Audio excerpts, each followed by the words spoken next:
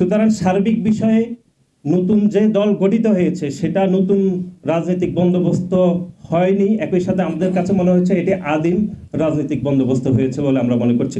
বরং বাংলাদেশ জাতীয়তাবাদী দল যখন গঠিত হয়েছে সেই দলের পলিসিগুলো কপি হয়েছে বলে আমরা মনে করছি, এবং এটি কোন দোষের কিছু নয়।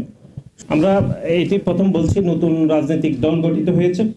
ইতিমধ্যে আপনারা দেখেছেন যে গণ অভ্যুত্থান পরবর্তী সময়ে যারা গণ অভ্যুত্থানের নেতৃত্ব দিয়েছিল, বিশেষ করে আমরা বারবার যেটি গণমাধ্যমে বলেছি যে যারা গণ অভ্যুত্থানের নেতৃত্ব দিয়েছে তারা গণ অভ্যুত্থানের মালিকানা চিন্তাই করার যে কথাবার্তা আমরা এগুলো গণমাধ্যমে বলেছি, একক ইজাদারা হিসাবে তারা গণ অভ্যুত্থানের মালিকানা চিন্তাই করেছে।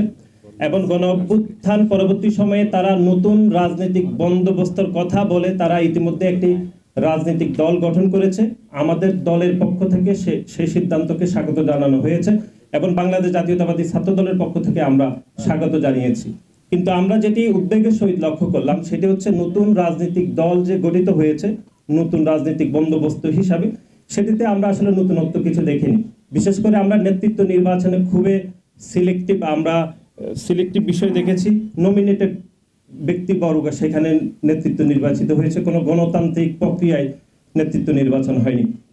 এবং একই সাথে তারা রাষ্ট্র ক্ষমতায় গেলে তাদের ফরেন পলিসি কি হবে, তাদের অর্থনৈতিক বিষয় পরিকল্পনার বিষয়ে কোনো সুনির্দিষ্ট তথ্য আমরা জানতে পারিনি।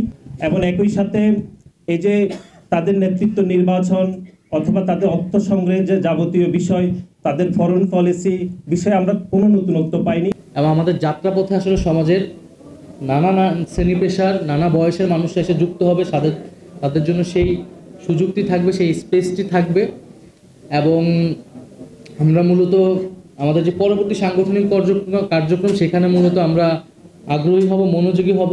গ্রাম পর্যায়ে, তৃণমূল পর্যায়ে যারা আমাদের থেকে বয়স্ক আছে তাদের সাথে মিথস্ক্রিয়া করার, তাদের সাথে আলোচনা করার, তাদেরকে দলে টানার। এবং আমরা খুব শীঘ্রই, খুব দ্রুত সময়ের মধ্যে একটা উপদেষ্টা পরিষদ গঠন করব এনসিপির পক্ষ থেকে, যেখানে সমাজের বিভিন্ন শ্রেণী পেশার যারা সিনিয়র সিটিজেন রয়েছে তারা আসলে যুক্ত হবেন এবং এই রাজনৈতিক দলে কার্যক্রমে আমাদেরকে সহায়তা করবেন। বৈষম্যবিরোধী ছাত্র আন্দোলন এবং নাগরিক কমিটির উদ্যোগে রাজনৈতিক দল তৈরি হয়েছে বলে বৈষম্যবিরোধী বা সমন্বয়ের যে পরিচয়, সেই পরিচয়টা কিন্তু এখন আর এক্সিস্ট করে না সেই অর্থে। ফলে আইন শৃঙ্খলা বাহিনীর কাছে আমাদের থাকবে যাতে এই পরিচয় ব্যবহার করে কেউ যদি অপকর্ম করে তারা তাদের আইন অনুযায়ী ব্যবস্থা নেবে। আর আরেকটা কি প্রশ্ন ছিল এখানে, যেটা তারুণ্য।